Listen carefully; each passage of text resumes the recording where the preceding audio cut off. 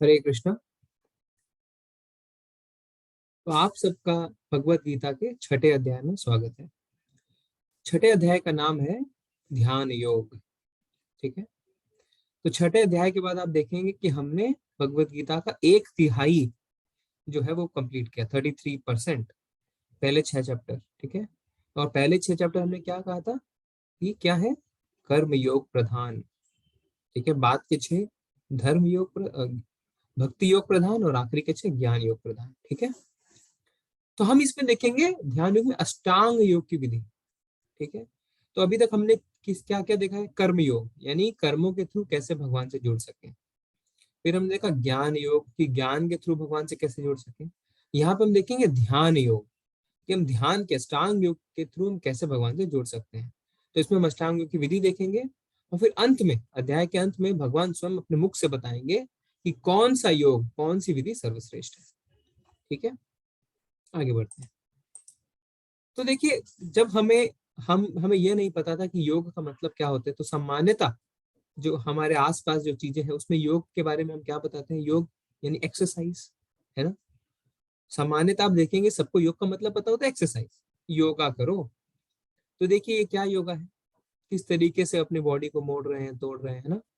आप जब लोगों से पूछेंगे कि योग क्या होता है तो आपको अलग अलग जवाब मिलेंगे। क्या कहते हैं, कोई कहता है वजन कम करने के लिए करते हैं, कोई कहता है कि हम सुंदर दिखने के लिए, कोई कहेगा कि इससे हम सुडौल हो जाते हैं, है ना। अब ये कोई कहेगा हमें सिद्धि प्राप्त हो जाती है। ठीक है। अब ये देखिए, ये क्या योग है, अपने सिर पे खड़े हैं, देखिए किस तरीके से, ठीक है, बैलेंस बना रहे हैं। ठीक है। अब ये योग देखिए आप, इसमें ना जाने किस तरीके से ये व्यक्ति सांस ले रहा है। ठीक है। पर हम इसे समझते हैं कि ये योग कर रहा है। ठीक है। अगला देखिए, हाथ पैर मोड़ना, टैटू बनवाना, और ये सब हम योग कहते हैं। सब कहते हैं ना दुनिया में कि ये योग है। पर योग का असली अर्थ क्या होता है, योग का असली अर्थ होता है भगवान से जुड़ना। इस तरीके से हम कैसे भगवान से जुड़ सकते हैं बताइए आप। ये देखिए, ये बियर योग, बियर पीते पीते योग, जो मन में आ रहा है लोग उसी को योग कह देते हैं। ठीक है। ये बकरी योग कहते हैं इसको। ठीक है। आप देखिए, बकरी को बैलेंस करना, बकरी योग। चेयर योग, देखिए चेयर पे किस तरीके से बैठ के अपने आप को बैलेंस करना है। अब ये देखिए कितनी किताबें निकल चुकी हैं योग पे। चेयर योग, ये देखिए योगा फॉर कैटजन, कैटजन बिल्ली, देखिए बिल्ली उल्टी होके किस तरीके से योग कर रही है, बिल्ली योग है। For pregnancy, for mental health, है ना। यहाँ पे देखिए weight loss, office yoga, tennis yoga, ना जाने क्या क्या। और इतना बड़ा इंडस्ट्री बना लिया लोगों ने इसका, है ना। कुछ भी किताबें लिखते हैं और कुछ भी बेचते हैं उसको योग के नाम पे। ठीक है। तो पर योग का असली अर्थ क्या है, अभी तक हमने समझा है, योग का अर्थ है भगवान से जुड़ना। ठीक है। तो इस अध्याय में हम ये देखेंगे कि ध्यान योग या अष्टांग योग के थ्रू किस तरीके से हम भगवान से जुड़ सकते हैं। तो अध्याय 6, सबसे पहला श्लोक, श्री भगवान उवाचा अनाशित कर्म फलम कार्यम कर्म करोति यः स सन्यासी च योगी च नानिरग्नि न चक्रिया। श्री भगवान ने कहा, जो पुरुष अपने कर्म फल के प्रति आनासक्त है और जो अपने कर्तव्य का पालन करता है वही सन्यासी और असली योगी है। वह नहीं जो ना तो अग्नि जलाता है और ना कर्म करता है। ठीक है। तो भगवान यहाँ पे डेफिनेशन देते हैं किसका, सन्यासी और असली योगी का। क्या बताते हैं, जो अपने कर्म फल से अनासक्त है, अनासक्त मतलब अटैच नहीं है किस चीज से, कर्मों के फल से। ठीक है। अब यहाँ पे ये नहीं कहा भगवान ने कि वो अष्टांग योगी है या कर्म योगी है या ध्यान योगी या भक्ति योगी। भगवान बताते हैं योगी कौन है, योगी वो व्यक्ति है जो कर्म के फलों से अटैच्ड नहीं है। हमने पहले क्या सीखा था कि कर्म पे हमारा अधिकार है, कर्म के फलों पे नहीं। ठीक है। और जो अपने कर्तव्य का पालन करता है, यानी कर्म छोड़ना नहीं है हमें, कर्तव्य तो करने हैं पर बिना फल की इच्छा से, अनासक्त होके, बिना अटैचमेंट के, वही सन्यासी और असली योगी है। देखिए ये कहने में जितना आसान लगता है पर प्रैक्टिकली काफी डिफिकल्ट है ना। हम हमेशा अपने फलों से आसक्त हो जाते हैं। पर भगवान कहते हैं कि जो फल से आसक्त नहीं है पर कर्म भी नहीं छोड़ते, क्योंकि जैसे ही हम अपने फलों से आसक्त हो जाते हैं हमें कर्म करने की इच्छा खत्म हो जाती है। ठीक है। अगर हम कह दें कि अच्छा आप पैसों के लिए काम ना करें, पैसों से ज्यादा अटैचमेंट ना करें, तो आपको क्या लगेगा, तो फिर मैं काम ही क्यों करूँ, है ना। पर भगवान क्या कहते हैं कि जो अपने कर्तव्य का पालन भी करता है पर फल से अटैच नहीं होता वही असली योगी। अध्याय 4 में हमने क्या देखा था कि भगवत गीता का ज्ञान किसको मिलना चाहिए? राज ऋषियों को। क्योंकि जो पहले के राजा होते थे वो देखिए कितना अच्छा एग्जाम्पल है। राज ऋषि, जो राजा है यानी अपनी ड्यूटी निभा रहे हैं, और ऋषि यानी भक्ति भी कर रहे हैं। यानी भक्ति कर रहे हैं तो अपने फलों से आसक्त नहीं है ना। आज के पॉलिटिशियंस की तरह तो नहीं है ना, जो सिर्फ और सिर्फ मतलब पॉलिटिक्स में इसीलिए आना चाहते हैं कि उनको कितना फायदा हो जाए। ठीक है, उनको हम ऋषि बोल सकते हैं किसी भी एंगल से, दुष्ट बोलेंगे, है ना। तो हमें अपने कर्तव्यों को नहीं त्यागना है, फल फल को त्यागना है। ठीक है ना। अब देखिए, कृष्ण जी का दूसरा नाम क्या था? ऋषिकेश। आप में से कोई बताइए, चैट में लिखे ऋषिकेश का क्या अर्थ हमने बताया था। हैंड भी रेस कर सकते हैं। ऋषिकेश, ऋषिकेश का क्या अर्थ होता है? एडमिन, अच्छा, किसी को पता है ऋषिकेश का अर्थ क्या है? चैट में बताइए। सब इंद्रियां जिनके वश में हो। बहुत सुंदर। विशाखा माता जी, शुभम दत्ता प्रभु, अनुश्री माता जी भी कह रहे हैं कंट्रोलिंग सेंसेस। हाँ ठीक है, सही बताया आपने। ऋषिकेश मतलब सब इंद्रियों के स्वामी। तो हमें क्या करना है? हमें अपनी सारी इंद्रियों से इंद्रियों के स्वामी की सेवा करनी है। ठीक है ना। चलिए आगे देखते हैं। तो अष्टांग योग क्या है? नाम देखिए, अष्टांग यानी जिसमें 8 अंग हो। तो ये चैप्टर किस पे कॉन्सेंट्रेटेड है? ध्यान योग, अष्टांग योग पे। तो हम देखते हैं अष्टांग योग क्या है। ठीक है, अब इस चार्ट से हम समझेंगे कि अष्टांग योग क्या होते हैं। अष्टांग योग के होते हैं 8 स्टेप जो हमने कहा। ठीक है, पहला यम, फिर नियम, आसन, प्राणायाम, प्रत्याहार, धारणा, ध्यान, समाधि। यानी जो व्यक्ति, जो मनुष्य भगवत प्राप्ति अष्टांग योग के माध्यम से करना चाहता है, उसे इन 8 स्टेप से गुजरने पड़ेंगे। ठीक है ना। देखिए, सामान्यतः हम जब योग या आसन की बात करते हैं तो हमें क्या, हम खाली फिजिकल पोस्चर्स की बात करते हैं। देखिए, पहला 4 तो सबको पता है। यम नियम, यम का अर्थ क्या होता है? कि नहीं करने योग्य कार्य, यानी वर्जित कार्य जो हमें नहीं करना है, यम। ठीक है। नियम यानी जो करना है, अनिवार्य है, कंपलसरी है। ठीक है। यम यानी जो नहीं करना है, नियम यानी जो करना है। आसन, आसन यानी शारीरिक व्यायाम, ये तो हमें सबको पता है। और प्राणायाम यानी श्वास को कंट्रोल करना, है ना, अपने जो सांस की गति, अपनी गति को, उसको अंदर बाहर करने को कंट्रोल करना। प्राणायाम तो हमने अभी इन दिनों काफी चर्चा में रहा है, हमने काफी सुना। तो हम क्या पहले 4 को तो जानते हैं, यम नियम आसन प्राणायाम, कि किस तरीके से आसन करना है, किस तरीके से प्राणायाम करना है, हमने सुना है, हम अवगत है इसके बारे में, जो पूरी तरह नहीं। पर इससे ध्यान योग खत्म नहीं होता। ध्यान योग में और 4 चीजें आती हैं। क्या? प्रत्याहार। प्रत्याहार का मतलब होता है इंद्रियों को विषय से हटाना। अब आप देखिए विडंबना हम आसन क्यों करते हैं? जो हम योग करते हैं क्यों करते हैं? किसी ना किसी मटेरियल चीज के लिए, मेरा वेट कम हो जाए, मैं बहुत सुंदर दिखना चाहती हूँ, मैं बहुत फ्लेक्सिबल रहना चाहता हूँ, है ना। इससे एजिंग प्रोसेस धीरे हो जाती है। तो हम आसक्त होके करते हैं आसन। पर आसन के बाद अगला स्टेप जो है प्राणायाम, उसके बाद क्या? प्रत्याहार। प्रत्याहार यानी इंद्रियों के विषय से हटना। हमें इंद्रियों के विषय से हटना है। पर हम जो आसन करते हैं वो इंद्रिय तृप्ति के लिए करते हैं, है ना, सही कि नहीं। फिर क्या है? धारणा। धारणा यानी भगवान के रूप में मन को एकाग्र करना। समझ रहे हैं? मन को एकाग्र करना भगवान के रूप में। फिर ध्यान यानी भगवान पर गहन ध्यान, मतलब एकदम डीप डीप मेडिटेशन। और फिर समाधि। समाधि मतलब पूर्ण तल्लीनता, पूरी तरह से समाधि में चले जाना। ठीक है, ये 8 स्टेप्स क्लियर है अष्टांग योग के। यम नियम आसन प्राणायाम प्रत्याहार धारणा और ध्यान। अब आप देखिए, हम जिस आसन और या जिस योग को समझते हैं उसमें भगवान कहीं नहीं है। और ये जो है असली प्रक्रिया, उसमें भगवान ही केंद्र है। कैसे? भगवान, धारणा, ध्यान और समाधि, भगवान पे ही मन को एकाग्र करके इसमें हम आगे बढ़ा जा सकता है। ठीक है। और हमारे हिसाब से हमने जो समझा उसमें तो भगवान थे ही नहीं बीच में, पर वो गलत है। ठीक है। ठीक है, तो अब आप देखते हैं क्या बोल रहे हैं इसमें। क्या आप इस योग प्रणाली को आजमाने के लिए तैयार हैं? क्या ये प्रैक्टिकल है? ठीक है। अब देखिए, जो अष्टांग योग होता है ना, जो हम देख रहे हैं अभी, उसमें सिर्फ जो पूर्ण ब्रह्मचारी है उसी को अनुमति है प्रवेश। जो शादीशुदा है वो, उसको इसमें प्रवेश नहीं है। यानी बेचारा शादीशुदा व्यक्ति अगर पूरे डिसिप्लिन के साथ रहता है, पूरे नियम के साथ रहता है, संयम के साथ रहता है, फिर भी अष्टांग योग पद्धति में उसका प्रवेश वर्जित है। ठीक है। हम ये भी देखेंगे कि अर्जुन को जब कृष्ण बताते हैं कि तुम अष्टांग योग से इस तरीके से मुझे प्राप्त कर सकते हो, तो अर्जुन क्या कहता है। ठीक है, तो आइए थोड़ा सा हम समझते हैं यम नियम के बारे में। यम यानी उसे एकांत जगह में अकेले रहना चाहिए और हमेशा अपने मन को नियंत्रित करना चाहिए। ठीक है, तो क्या सबसे पहला कंडीशन ही क्या बताया, एकांत जगह में अकेले रहिए। ठीक है, अब आप देखिए एकांत जगह भी होनी चाहिए, पवित्र, आगे लिखा है कि पवित्र भी होनी चाहिए। तो या तो हमें एकांत जगह मिलती है जो पवित्र नहीं होता, या जो पवित्र जगह मिलती है वो एकांत नहीं होता है ना। कलयुग का तो ये हाल हो रखा है। अगर हम सोचे कि मंदिर पवित्र है तो मंदिर एकांत नहीं है। ठीक है, अगर हम सोचे कि बाहर कहीं हम चले जाएं आउटस्कट में, वहां पे एकांत मिलेगा तो वहां पवित्र नहीं है। तो हम एकांत और पवित्र स्थान ढूंढेंगे कहाँ से।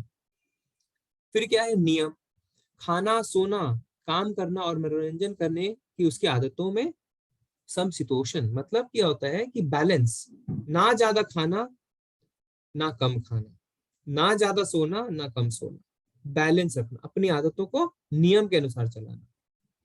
आसन, आसन में क्या है, जमीन पर कुसा घास बिछाएं और फिर इसे एक हिरण के खाल से ढकें। आसन ना तो बहुत ऊंचा होना चाहिए और ना ही नीचा, और पवित्र स्थान पर स्थित होना चाहिए। किसी व्यक्ति के शरीर, गर्दन और सिर को एक सीध में रखना चाहिए और नाक की नोक पर लगातार घूरना चाहिए। इस प्रकार एक अनगढ़ दबे हुए मन से, भय से रहित, पूरी तरह से यौन जीवन से मुक्त किसी को भी मेरा ध्यान करना चाहिए। अब आप देखिए आसन लगाने के रूल्स क्या क्या बताया भगवान ने। सबसे पहले बता रहे हैं कि कुसा घास बिछाइए। ठीक है, फिर उसके ऊपर हिरन की खाल डालिए। ठीक है, इसका कहने का मतलब ये नहीं है कि किसी हिरन को मारना है, मरे हुए हिरन की खाल पहले इस्तेमाल की जाती थी। ठीक है, एक्चुअली सतयुग में होता था ऐसा, हम आगे बताएंगे आपको। तो मरे हुए हिरन की खाल लेते थे। फिर क्या है, ना बहुत ऊंचा हो ना बहुत नीचा। क्यों, क्योंकि अगर बहुत नीचा हो गया तो कीड़े मकोड़े आ जाएंगे। बहुत ऊंचा हो जाता है तो हमेशा मन में भय रहता है कि मैं गिर नहीं जाऊं। ठीक है, फिर क्या है, शरीर, गर्दन और सिर को एक सीध में रखना है, एकदम स्ट्रेट, और दबे हुए मन से, भय से रहित होकर काम करना है। और एक क्या होता है, नाक को, आंख को नाकों की नोक पर लगातार घूरना है। देखिए आप ऐसा करके देखिए 10 मिनट, सिर में बहुत जोर दर्द होगा। ठीक है, तो ये प्रैक्टिकल नहीं है आज कलयुग के लिए। यम नियम आसन। अगला क्या है, प्राणायाम। प्राणायाम में क्या है, आने और जाने वाली श्वास की गति में रोकने के अभ्यास करें और इस प्रकार अंतिम रूप से आनंद में रहें। तो यानी अपने श्वास को कंट्रोल कर लें प्राणायाम के थ्रू। ठीक है, अगले 4 स्टेप्स क्या है, प्रत्याहार यानी भौतिक अस्तित्व की समाप्ति। तो आपका जो भौतिक अस्तित्व है, जो आइडेंटिटी है, मटेरियल आइडेंटिटी, उसकी समाप्ति। तो यानी क्या, कि कोई स्टूडेंट अगर है तो मतलब वो भौतिक आइडेंटिटी है ना, स्टूडेंट, मैं नौकरी में हूँ, मेरी फैमिली है, मैं राजा हूँ, ये जितने भौतिक अस्तित्व हैं सबको आपको समाप्त करना पड़ेगा। ठीक है, प्रैक्टिकल नहीं है ना, कलयुग में कहाँ से प्रैक्टिकल है बताइए। फिर क्या है, धारणा, उसकी मानसिक गतिविधियों को अनुशासित करता है और पारलौकिक स्थित हो जाता है। सभी भौतिक इच्छाओं से रहित उसे योग प्राप्त करने के लिए कहा जाता है। ठीक है, फिर अगला क्या है, ध्यान। जैसे पवन रहित स्थान पर दीपक टिकता है, उसी तरह पारलौकिक व्यक्ति जिसका मन नियंत्रित रहता है वह अपने ध्यान में हमेशा स्थिर रहता है। देखिए मतलब भगवान में एकदम ऑलरेडी एकाग्र हो चुका है। जिस तरीके से कहते हैं ना कि जिस स्थान पे हवा नहीं है, दीपक जिस तरीके से एकदम शांत रहता है, वैसे मन को शांत रखना है। और फिर अंत में समाधि, सबसे बड़ी कठिनाई के बीच भी स्थिर रहता है। वह वास्तव में भौतिक संपर्क से तथा सभी दुखों से वास्तविक स्वतंत्र है। देखिए जिसने समाधि की स्थिति प्राप्त कर ली है ना, फिर वो बड़ी से बड़ी बड़ी कठिनाइयों को भी झेल जाता है। बट इसका जो प्रोसेस है, हमने जो देखा, जो 8 स्टेप्स हैं, वो कितने प्रैक्टिकल है आज कलयुग में स्पेशली। बिल्कुल भी प्रैक्टिकल नहीं है ना। हम कैसे करेंगे, हम पहला जो स्टेप है वो ही नहीं कर सकते। ठीक है, तो आगे देखते हैं। तो इसमें 33वें श्लोक में क्या लिखा है, अर्जुन कहता है। ठीक है, अर्जुन उवाचा योऽयं योगस्त्वा प्रोक्ता सामयेन मधुसूदना इच्छाहं न पश्यामि चंचलत्व स्थितिं स्थिराम्। अर्जुन ने कहा, हे मधुसूदन, आपने जिस योग पद्धति का संक्षेप में वर्णन किया है वह मेरे लिए अव्यवहारिक तथा असहनीय है, क्योंकि मन चंचल तथा अस्थिर है। अब आप देखिए, जो पद्धति हमने देखी ना अभी, वो पद्धति श्री कृष्ण ने अर्जुन को बताई, अष्टांग योग की। अर्जुन जो राजवंशी है, इतना बड़ा योद्धा है ना, इतना वीर है, और ऊपर से भगवान का मित्र है, भगवान का भक्त है। मतलब अर्जुन के लेवल तक तो हम पहुंचना, तो क्या हम सोच भी नहीं सकते हैं पहुंचने की। अर्जुन क्या कहते हैं कि जिस पद्धति का आपने संक्षेप में वर्णन किया वह मेरे लिए अव्यवहारिक है, यानी impractical, it's not practical for me, और असहनीय, मतलब मैं टॉलरेट नहीं कर सकता, I can not tolerate it. तो अर्जुन कहते हैं कि प्रैक्टिकल नहीं है, टॉलरेबल नहीं है। क्यों? क्योंकि मन चंचल और अस्थिर, मन तो टिकता ही नहीं है। तो आप जिस चीज के बारे में मुझे बता रहे हैं मैं वो नहीं कर सकता। अब आप समझिए भगवत गीता कब लिखी गई? 5,000 साल पहले, कम से कम 5,000 साल पहले। उस टाइम पे आपका नेटफ्लिक्स, यूट्यूब, फेसबुक, व्हाट्सएप कुछ नहीं था ना। अर्जुन के मन को भटकाने के लिए कुछ भी नहीं था। अर्जुन के पास भक्ति थी, साक्षात श्री कृष्ण की मित्रता थी। तो फिर उन्होंने ऐसा जवाब दिया है ना। तो उनको आप बताइए अर्जुन ऐसा क्यों कहता है कि मेरे लिए संभव नहीं?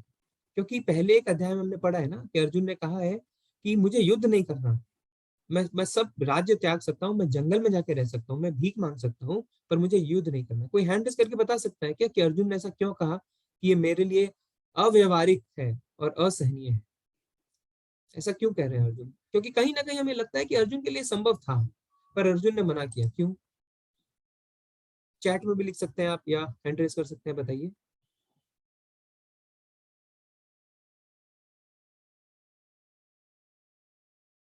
किसी को पता है क्या कि अर्जुन क्यों कह रहा है ऐसा? अर्जुन, यहाँ पे मैं एक हिंट देता हूँ, बहुत सुंदर, अजय शर्मा जी बता रहे हैं, कलयुग के लोगों के लिए, हम सबकी तरफ से कलयुग के बारे में सोच कर कहा। ऋतिक राज प्रभु जी, बहुत सुंदर, ये इसका जवाब है। क्योंकि अर्जुन हम लोगों को रिप्रेजेंट कर रहा है, अर्जुन हमारी तरफ से क्वेश्चन पूछ रहा है। ठीक है, नेहा माता जी भी यही कह रहे हैं, हमारी तरफ से क्वेश्चन पूछ रहा है। ठीक है ना, कलयुग में व्यवहारिक नहीं है। अब आप ये भी सोच के देखिए, अगर पुरुष कर तो सकता है क्या, छोटे बच्चे या माता जी लोग ऐसा कर सकते हैं क्या? कभी नहीं कर सकते ना, उनके लिए पॉसिबल ही नहीं है। ठीक है, पर हमारे मन में फिर ये एक और सवाल उठता है कि फिर कृष्ण ने इस योग पद्धति के बारे में भगवत गीता में बताया ही क्यों?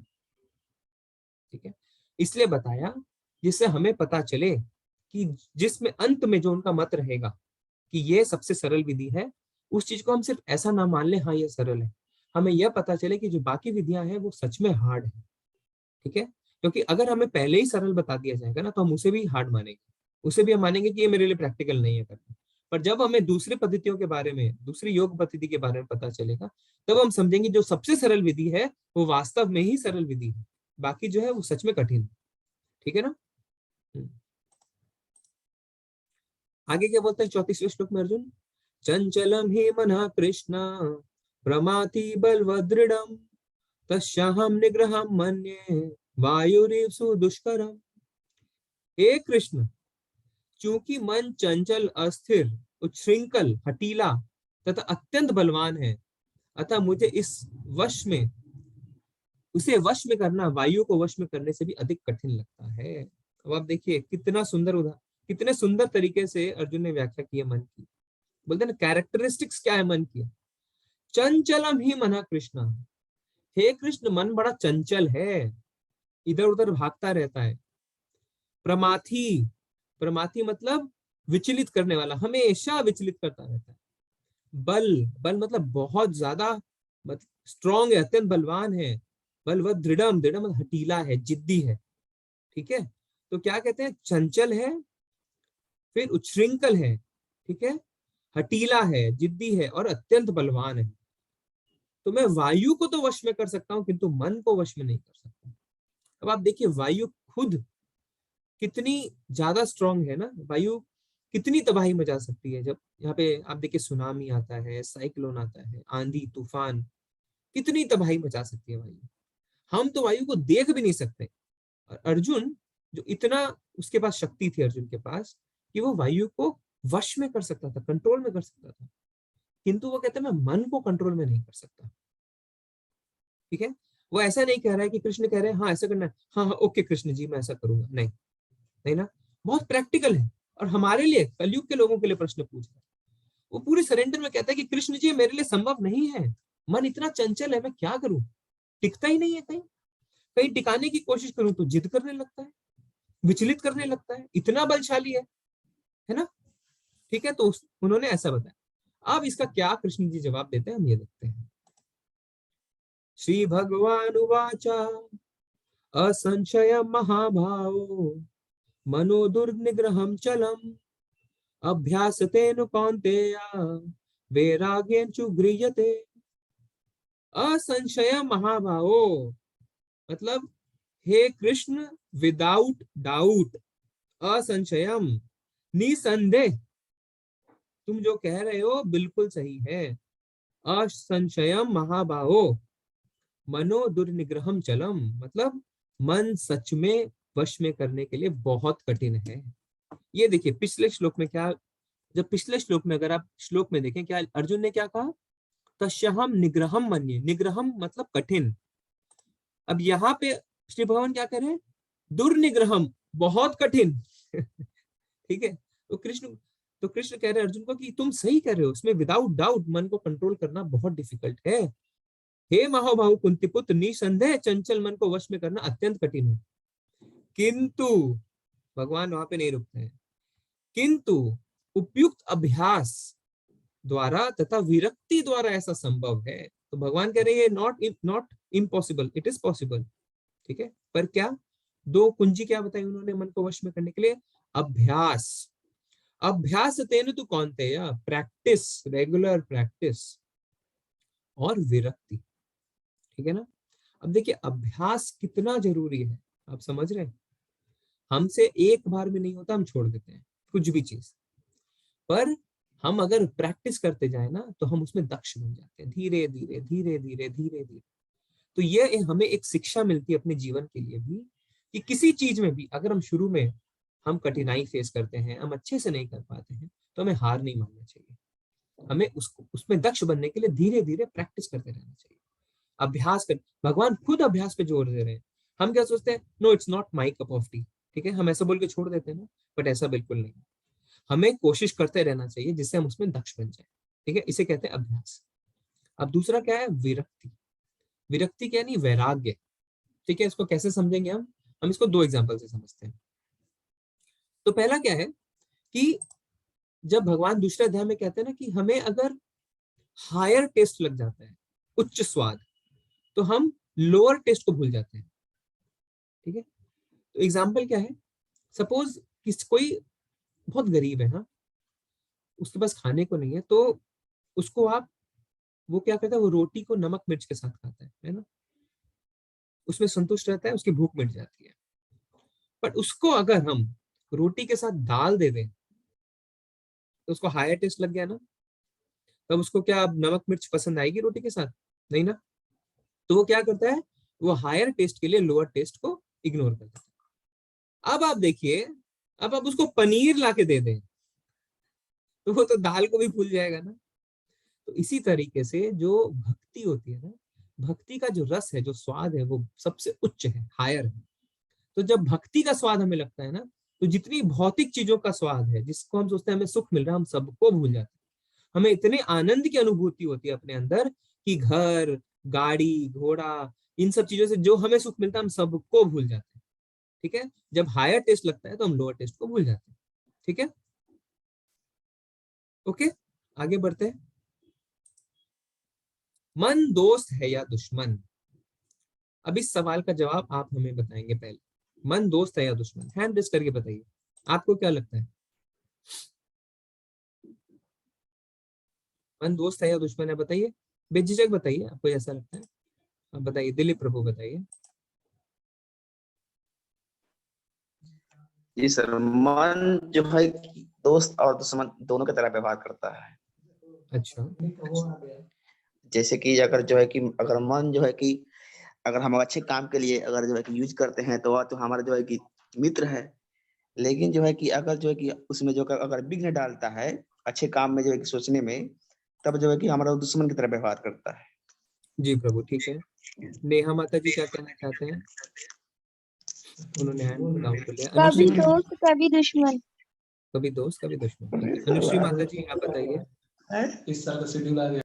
जी हरे कृष्ण प्रभु जी, मेरे हिसाब से मन हमारा एक दोस्त है, पर ऐसा दोस्त जिससे हम अपनी हर समय हम अपनी मुश्किलों का समाधान नहीं निकाल सकते, जैसा कि आपने हमें बताया था कि हमें गुरु के पास जाना चाहिए किसी चीज को बेहतर सीखने के लिए, तो वैसे ही मन हमारा हर चीज में साथ देता है, पर हमारी जो तकलीफें हैं वो हर समय हम अपने मन की सहायता से सॉल्व नहीं कर सकते।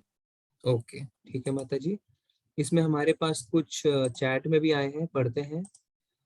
चंदन प्रभु कह रहे हैं मन शक्तिशाली चाहता है कि प्रभुत्व स्थापन करे। ठीक है।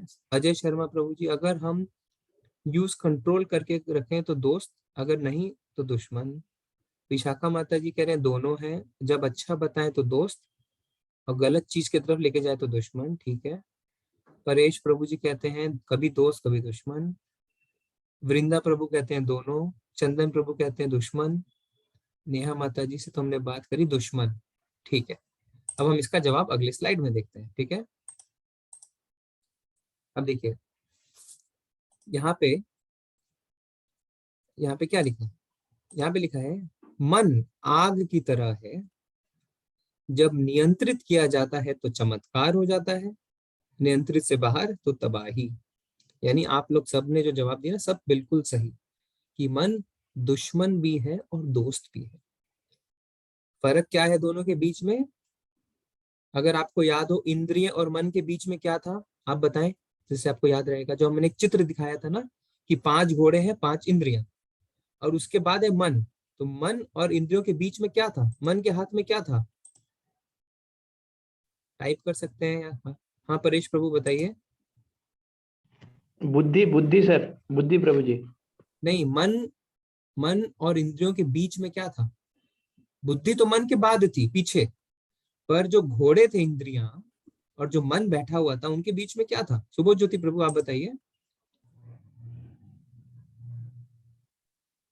सुबोध ज्योति चक्रवर्ती प्रभु, जो बता नहीं पा रहे हैं, कोई बात नहीं। अनुश्री माता जी बताइए।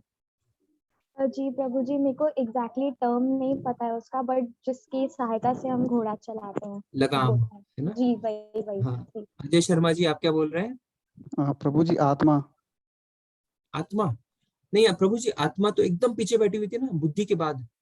अगर आप देखें सीक्वेंस, इंद्रिया, मन, फिर बुद्धि, फिर आत्मा। मैं बोल रहा हूँ इंद्रिय और मन के बीच में क्या था? अच्छा, वृंदा प्रभु कह रहे हैं माइंड कंट्रोल द सेंस। चंदन प्रभु लगाम। ठीक है, जवाब क्या था? लगाम। ठीक है, आप सब म्यूट कर ले अपने आप को जो अनम्यूट हुए थे। तो इंद्रिया और मन के बीच में क्या था? लगाम। तो यानी नियंत्रण के बाहर, यानी अगर हम नियंत्रण रखेंगे, मन को लगाम से खींच के रखेंगे, नियंत्रित रखेंगे, तब है वो दोस्त, नहीं तो है वो दुश्मन। ठीक है। एग्जाम्पल देखिए, ये आपको एक रॉकेट दिख रहा है, हम आग की तरह के एग्जाम्पल लेते हैं। ठीक है, मन को आग समझिए। अब जब नियंत्रित है आग, तो रॉकेट अपनी ठीक जगह पे जाता है, हम उसको कंट्रोल कर सकते हैं ना।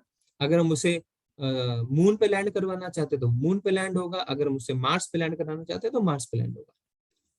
सूर्य, सूर्य से जो अग्नि, जो ताप आता है, वो बड़ी नियंत्रित है ना, हम जलते नहीं है। पर आप देखिए कहीं कहीं अगर आप नॉर्थ पोल के आसपास जाएंगे, या एकदम जहाँ पे बहुत ज्यादा सूर्य रह 6 महीना सूर्य है, 6 महीना, तो वहां पे आपको कहीं कहीं बहुत ज्यादा गर्मी लगती है, डेजर्ट्स में बहुत गर्मी लगती है ना। तो जहां ईंधन, जहां आग को हम नियंत्रण पे रखते हैं, उसी तरीके से मन को जहां नियंत्रण में रखते हैं तो चमत्कार हो सकता है, क्योंकि मन हमें भगवान में लगा सकता है। पर जहां देखिए इस अग्नि अभी आउट ऑफ कंट्रोल हो गई, वाइल्ड फायर, इसको कोई कंट्रोल कर सकता है क्या? आप कितना ही हेलीकॉप्टर से पानी गिरा दें, कुछ नहीं होने वाला। तो जहां आपने मन को खुली छूट दे दी, आजकल यही करते हैं हम, क्या करते हैं, क्या सवाल करते हैं अपने आप से, हम अपनी फैमिली को क्या बोलते हैं? मेरे मन का क्या, आपने तो मेरे मन का सुना ही नहीं, मुझे अपने मन की करने दो। जब आप मन को खुला छोड़ते हैं ना, लगाम के बाहर, तब ये अग्नि की तरफ हो जाती है और वो मन आपका दुश्मन बन जाता है। ठीक है, इस बात को आप अच्छी तरह समझिए। और आप सब नवयुवक हैं, नवयुवतियां हैं, आप बहुत इनिशियल स्टेजेस में हैं अपने करियर के, अपनी पढ़ाई के। इस बात को हमेशा गांठ बांध लीजिए कि मन जो है वो, उसको नियंत्रित रखेंगे तो दोस्त का काम करेगा, उसको नियंत्रण से बाहर कर देंगे तो दुश्मन का काम करेगा। ठीक है। और ये कोई भी आपको, क्योंकि जब कोई हमारे क्या होता है ना, हमारे रिश्तेदार, हमारे बड़े जब हमको ऐसा कहते हैं तो हम सोचते हैं ये अपनी फायदे के लिए बता रहे हैं, क्योंकि हम इनकी बात नहीं सुन रहे। पर ये भगवान श्री कृष्ण ने कहा है ठीक है, तो भगवान श्री कृष्ण तो गलत नहीं कहेंगे ना। ठीक है, तो आगे देखें, एक और माता जी ने लगाम कहा, अनीता माता जी, माता जी, ठीक है। जिसने मन को जीत लिया उसके लिए मन सर्वश्रेष्ठ मित्र है, किंतु जो ऐसा नहीं कर पाया उसके लिए मन सबसे बड़ा शत्रु है। देखिए, इसको हम एक एग्जाम्पल से समझते हैं। एक बहुत ही जिद्दी घोड़ा, देखिए आपने फिल्मों में देखा होगा ना कि, और एक जॉकी आता है, फिर एक ट्रेनर आता है, वो क्या करता है, उस घोड़े को एकाएक कंट्रोल में नहीं करता है। वो पहले तो सुनता ही नहीं है, वो बैठना तो दूर, अपने को छूने नहीं देता है। अब इस घोड़े को मन समझिए, फिर धीरे धीरे धीरे धीरे उसको ट्रेनिंग दे दे के कंट्रोल किया जाता है। फिर वो पीछे का लात मारना छोड़ता है, फिर वो उछलना छोड़ता है, फिर वो भागना छोड़ता है। फिर एक दिन आता है जब वो अपने पे बैठना अलाउ करता है ना। बहुत फिल्मों में हमने ऐसा देखा है ना। तो अगर आप इसको मन से तुलना करें तो मन भी इसी तरीके से है। हमें धीरे धीरे मन को अपने कंट्रोल करना है और मन को नियंत्रित करना है। ठीक है, तब मन हमारा दोस्त हो जाएगा, नहीं तो उसी पागल घोड़े की तरह हमारा मन इधर से उधर कूदता रहेगा और नुकसान ही पहुंचाएगा। ठीक है, अब आप देखिए कि हमारे रोजमर्रा की जिंदगी में किस तरीके से हमारा मन हमारा दुश्मन बन सकता है। आप सब एग्जाम्स देते हैं, अभी गुजर रहे हैं, ठीक है, ऑनलाइन के चक्कर में आप लोगों को बहुत फायदा हुआ है, बट आपने एग्जाम्स के थ्रू आप सब गुजरे हैं ना। और जो प्रोफेशनल्स हैं, लेट नाइट वक्त काम करते हैं कॉर्पोरेट में, तो क्या होता है, जब सुबह उठने का टाइम होता है तो हमने अलार्म लगाया 4 बजे का। ठीक है, 4 बजे उठते हमारा मन क्या बोलता है, अभी तो बाहर अंधकार है, थोड़ी देर और सो जाते हैं, तो हम उसको लगाते हैं 4:30। फिर जब 4:30 पे अलार्म बजता है तो हम बोलते हैं थोड़ी देर और सो जाते हैं, 5 मिनट और। तो हमारा मन कहता है चलो और सो जाते हैं। फिर हम खुलते हैं 5:30 बजे, हमें काम था 6 बजे से। फिर हमारा मन क्या कहता है, अरे 5:30 तो बज ही गए, आज तो होगा नहीं, 6 बजे जाना था, अब कल करेंगे। देखिए आप मन कितनी दुश्मनी निकाल रहा है आपसे। आप 4 बजे उठ सकते थे जिससे आप 6 बजे अपना काम संपूर्ण कर सके, वो उसने कल पे बात को टाल दी। यानी आपका मन जो है वो आपका दुश्मन बन चुका है, आप पे नियंत्रण नहीं है। अगर मन पे नियंत्रण है, वो आपका दोस्त है। 4 बजे अलार्म बजते ही आप उठ जाएंगे, आप ऐसे विचारों को आने भी नहीं देंगे अपने दिमाग में। ठीक है ना, आपको समझ में आया ये दो एग्जाम्पल से किस तरीके से। अब जैसे आप इस क्लास का देखिए, आज आज के एग्जाम्पल देखिए, आज कम लोग जुड़े हैं, क्यों, आज संडे है। तो लोग क्या सोचते हैं, अरे एक दिन तो मैं बाहर जाऊं दोस्तों के साथ, बाकी दिन तो मैं गीता की क्लास कर ही लूंगा। तो मन दुश्मन बन गया है ना। या कोई सोचेगा आज मैं जल्दी सो जाता हूँ, आज छोड़ो गीता की क्लास। ठीक है, रिकॉर्डिंग तो प्रभु जी भेज ही देते हैं, हम देख लेंगे, उससे सीख लेंगे। तो हम क्या करते हैं, धीरे धीरे एक छोटी चीजों को मिस करते करते बड़ी चीज मिस करने लगते हैं। तो वहां पे हमारा मन हमारा दुश्मन बन चुका है। ठीक है, आगे बढ़ते हैं। अर्जुन ने कहा, हे कृष्ण, उस असफल योगी की गति क्या है जो प्रारंभ में श्रद्धा पूर्वक आत्म साक्षात्कार की विधि ग्रहण करता है, किंतु बाद में भौतिकता के कारण उससे विचलित हो जाता है और योग सिद्धि को प्राप्त नहीं कर पाता। देखिए कितना अच्छा क्वेश्चन पूछा अर्जुन ने। ये हम सबके भी डाउट हो सकते हैं कि ठीक है, आज हमारा भक्ति में मन लग रहा है, आज हम भगवान की सेवा कर रहे हैं, पर अगर भविष्य में ऐसा हो ही सकता है कि हम और ना कर पाए, हमारा मन हमारे वश में ना रहे और हम भक्ति भाव कम कर दें, हमारा भक्ति कम हो जाए, तो हमारा होगा क्या। अब देखिए, हम अगर अपनी बुद्धि से सोचे तो हमें क्या लगता है कि अगर जैसे आप कोई डॉक्टरी की पढ़ाई कर रहा है, कोई इंजीनियर है, कोई चार्टर्ड अकाउंटेंट है, तो कोई पास करने के लिए कोई 20 पेपर देता है, कोई 25, कोई 30। ठीक है, तो जब तक आपके पूरे पेपर सॉल्व नहीं हो जाते, पूरे पास नहीं हो जाते, तब तक आपके डॉक्टर, इंजीनियर, चार्टर्ड अकाउंटेंट बन पाते हैं क्या, नहीं ना। पहली चीज। दूसरी चीज, अगर आप मर जाते हैं, दूसरा जन्म होता है, तो आपको ये होता है क्या कि पिछले जन्म में तो आपने डॉक्टरी की पढ़ाई कर ली थी, इस जन्म में आप जन्म से ही डॉक्टर, ऐसा होता है क्या, नहीं ना। हमें भौतिक जितनी चीजें, मटेरियल, उसकी शुरुआत दोबारा करनी पड़ती है। ठीक है, आपको समझ में आई बात है। पर जो भक्ति की चीजें हैं, भक्ति में हम जहां से खत्म किए थे वहीं से शुरुआत करते हैं। ठीक है, देखिए भगवान क्या कहते हैं 41वें श्लोक में, असफल योगी पवित्र आत्माओं के लोकों में अनेकानेक वर्षों तक भोग करके उसके बाद या तो सदाचारी पुरुषों के परिवार में या धनवानों के कुल में जन्म लेता है। तो अगर आप असफल रह गए तो पहले तो आप उच्च लोगों में जाएंगे, स्वर्ग में जाएंगे, भोग करेंगे, फिर उसके बाद क्या होगा, वापस तो आना पड़ेगा क्योंकि आपकी जो भक्ति है वो कंप्लीट नहीं हुई। जब सदाचारी पुरुषों के परिवार में या धनवानों के कुल में जन्म लेगा, अब देखिए सदाचारी पुरुष के फैमिली में जन्म लेना कितना एडवांटेज है ना। अगर आप सपोज किसी ने पूछा ना कि मैं तो नॉनवेज नहीं खाना चाहती किंतु फैमिली वाले खाते हैं, कितनी दिक्कत है ना। जब फैमिली आपकी भक्ति को सपोर्ट नहीं करती, जब वो देखती है कि ये क्या कर रहे हो तुम, तो हमें क्या कितना प्रेशर फील होता है अपने ऊपर। पर यही अगर पूरा परिवार भक्ति में लगा है, देखिए नीचे आप फोटो देख रहे हैं, मेरे बैकग्राउंड में भी जो फोटो है पूरा परिवार भक्ति में लगा हुआ है, तो कितना आसान है इस छोटे से बच्चे के लिए। देखिए अभी से हाथ उठा के हरिनाम कर रहा है, कितना आसान हो गया ना, क्योंकि इसने सदाचारी के पुरुषों के परिवार में जन्म लिया या धनवान के कुल में जन्म लिया। अब भगवान धनवान की बात क्यों करते हैं, क्योंकि क्या होता है ना, जो थोड़ा धनवान होता है उसे अपने रोजी रोटी की चिंता नहीं है, वो भक्ति में समय व्यतीत कर सकता है। पर जो गरीब परिवार में पैदा होता है वो रोजी रोटी में ही रह जाता है, हाँ कि ना। तो वो भी एक तरीके से हमारे पूर्व कर्म के जन्म ही है, ठीक है।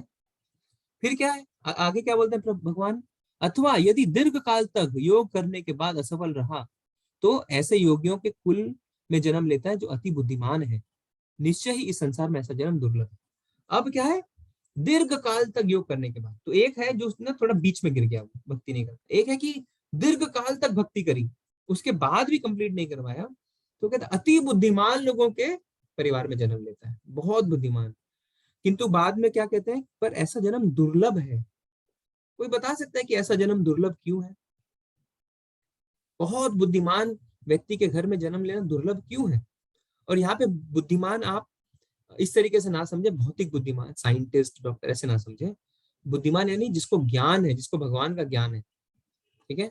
ऐसे बुद्धिमान के घर में जन्म लेना क्यों दुर्लभ है, किसी को थोड़ा आइडिया है। ऐसे लोग कम हैं, ज्ञानी लोग कम है, ठीक है, ठीक है, आप राइट ट्रैक पे जा रहे हैं, तो थोड़ा सा और सोचिए, थोड़ा सा और सोचिए। मैं आपको एक हिंट दे सकता हूँ, बहुत अच्छा शुभम प्रभु जी ने अच्छा रिलेट किया कि मंद बुद्धि लोग हैं। मैं आपको एक हिंट दे सकता हूँ कि जो हमारे गुरु होते हैं वो गेरुआ वस्त्र पहनते हैं। थोड़ा हिंट दिया मैंने आपको, सोच के देखिए। जो दीर्घ काल यानी हमेशा से बहुत टाइम से भक्ति कर रहा है पर उसकी भक्ति कंप्लीट नहीं हुई, तो वो बहुत बुद्धिमान के घर में जन्म लेता है, पर ऐसा जन्म दुर्लभ है। आपको हिंट से कुछ मिला, संत, अच्छा थोड़े नजदीक पहुंचे हैं, ठीक है। क्योंकि होता क्या है, कौन किसने कहा, चंद संत, चंदन प्रभु ने, हाँ। क्योंकि ऐसा जो व्यक्ति होता है ना वो शादी करता ही नहीं है ब्राह्मण होता है, आपको समझ में आई बात। जब उसको पहले से ही पता रहता है, असली बुद्धिमान, उसको पहले ही पता रहता है कि असली चीज क्या है, असली चीज अपने आप को संसार में फंसना नहीं है, भगवान की सेवा है, तो वो शादी करता ही नहीं है। इसीलिए कहते हैं कि वो संसार में ऐसा जन्म बहुत दुर्लभ है, ठीक है। और आप देखिए कि क्या होता है, जी हाँ, जय प्रभु जी कह रहे हैं सन्यासी, बहुत अच्छा। कि अब आप कह सकते हैं कि प्रभु जी मैं भक्ति में आगे बढ़ूंगा तो मैं गिरूंगा क्यों, तो इसका उदाहरण क्या, विश्वामित्र इतने बड़े भक्त है ना, पर क्या हुआ, मेनका ने सिर्फ अपने घुंघरू बजाया और वो गिर गए, है ना। इसमें अजामिल की कहानी भी आती है ना, ठीक है। हाँ, तो इस चीज को हम समझ पा रहे हैं, आगे बढ़े, आगे बढ़ते हैं। सबसे बड़ा योगी कौन है, ठीक है। तो इस स्लाइड में 2 पॉइंट पे हम बात करेंगे। ईशा माता जी कह रहे हैं कि सन्यासी शादी नहीं करते हैं, हाँ माता जी। क्या होता है ना कि आप देखेंगे जैसे चैतन्य महाप्रभु थे तो उनके जो पार्षद थे क्या, नित्यानंद प्रभु, तो जब गुरु आदेश देता है ना, तो चैतन्य महाप्रभु खुद भी तो शादीशुदा थे, आप ऐसा देखिए। जो सन्यासी हो जाता है वो शादी नहीं करता है, क्योंकि वो शादी करके भी आप सन्यास ले सकते हैं, ठीक है। सन्यास एक आश्रम है, ठीक है। क्या होता है, पहले ब्रह्मचार्य, गृहस्थ, वानप्रस्थ, सन्यास। तो आप अगर शादीशुदा हैं तो आपने गृहस्थ किया, फिर आपने वानप्रस्थ, फिर सन्यास, तो शादीशुदा सन्यास ले सकते हैं। जो ब्रह्मचारी होते हैं वो शादी नहीं करते, ठीक है माता जी। कॉन्सेप्ट क्लियर है ना आपको, हाँ ठीक है, माता जी को समझ में आया, ठीक है। सबसे बड़ा योगी कौन है, इसमें किसका चित्र है, नारद मुनि का। नारद मुनि को हम हमारे फिल्मों में, हमारे चैनल्स में इतने गंदे तरीके से दिखाया गया, क्या कि इधर से उधर चुगली करते हैं, इतना बड़ा पाप है, इतना बड़ा पाप है, आप समझ भी नहीं सकते।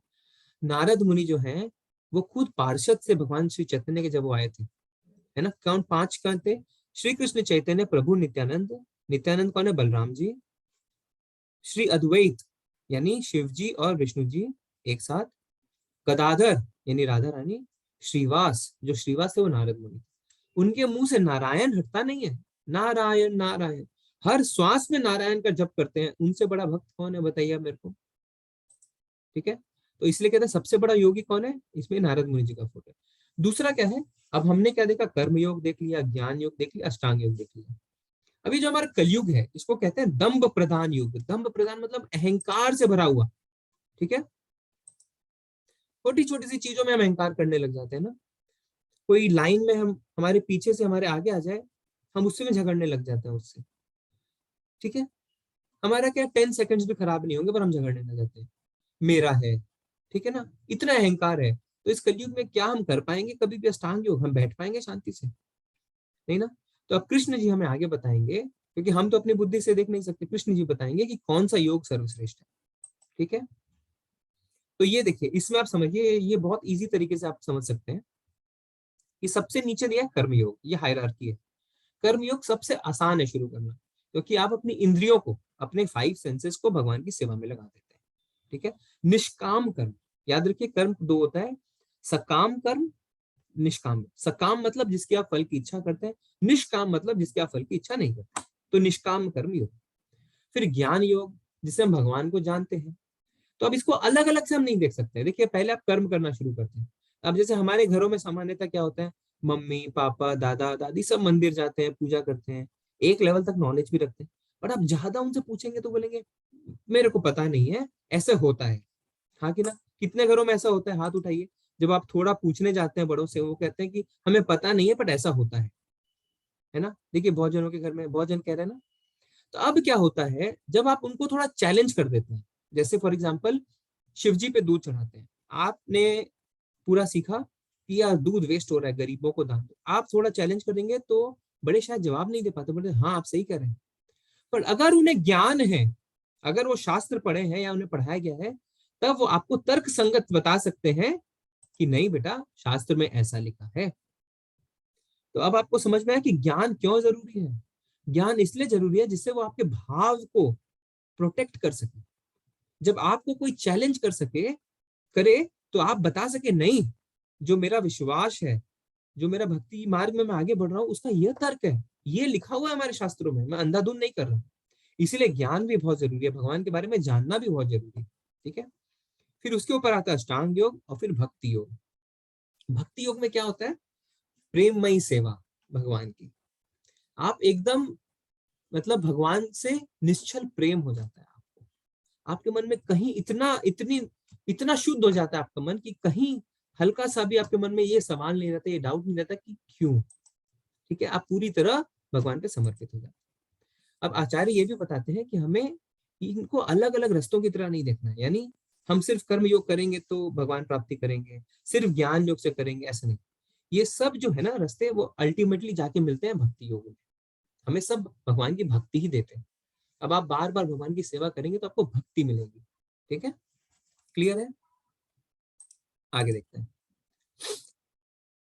ठीक है, 27वें श्लोक में भगवान क्या कहते हैं, योगी नामापि सर्वेषां मद्गतेनात्मनात्मना श्रद्धावान भजते यो मां स मे युक्त तमो मता।